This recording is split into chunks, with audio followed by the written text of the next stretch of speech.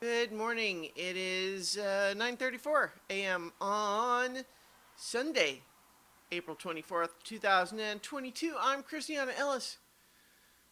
And I just got up. This is 5 more minutes. Yeah, I'm still a little spacey. I had some good sleeping in, but yeah, I'm a little bit, my brain's taking its time. I need some caffeine and such. I Let's see, what did I get up to yesterday? We had a fun session of Root last night. I hadn't been feeling well last week, and so we didn't have an episode last week. And so getting ready for it's interesting with Root preparing for that as game master compared to preparing for like Dungeons and Dragons, or at least the way that I've been doing it. I'm sure that there's people have all sorts of different ways that they prepare for all sorts of games, but one of the things that Root the role playing game has about it is that its system, sometimes referred to as powered by the apocalypse, just based on the rule set that it uses, has as one of its formative principles play to find out what happens. Meaning, from the jump, the game is designed to say to the game master, don't plot out like stories. Don't try to create custom plots here. What you can do is instead, create a complex situation with lots of moving parts, but then just let the players and the dice tell you what actually occurs.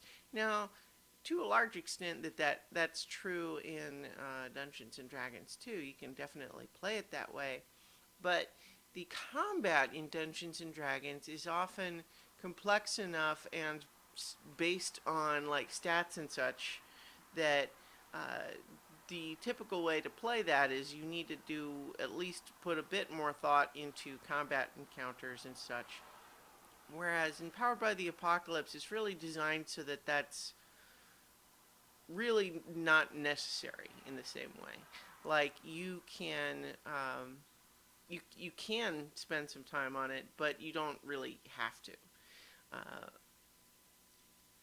In any case, what I'm trying to get around to is that somewhat like doing improv, when I would do improv shows, there is occasionally an anxiety that creeps in because you're preparing to go on stage and you don't know what's going to happen.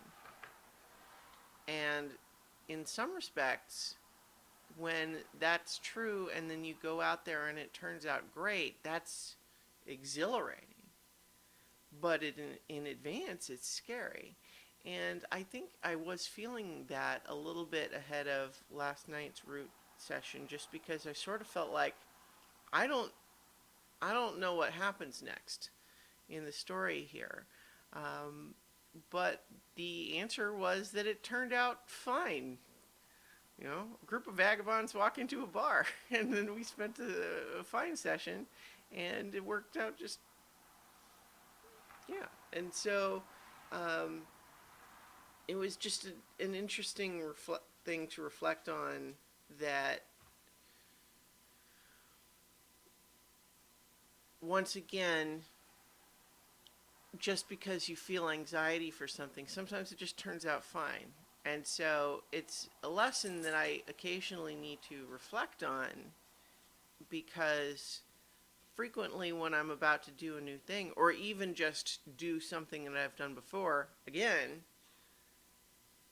this feeling that it sounds like work, or it sounds like, oh no, it's going to be bad somehow, is something that my brain often just pulls up independent of anything, right? It's something I used to say about stage fright, is that it's just, or anxiety that about a project, is that you would only feel that way because you care how it goes. And that's a good thing, right? So it's not that the anxiety feeling is good, but that it's ultimately a symptom of something that is good. And so what if you can recognize that the heart of the anxiety feeling is a desire for something to turn out well, then if you can sort of dig deeper and use that and channel that feeling into making it turn out well, that's great, and it feels powerful when it works. Doesn't always work, but it works often enough for, I think, it to be a better strategy than to give in to the anxiety and not do something which doesn't feel powerful. It feels like failure. And so, in some respects, it becomes kind of like the only way to guarantee that something doesn't go well is to give up on it. But in any case, I'm going to leave it there, and I will talk to you all tomorrow for 5 more minutes.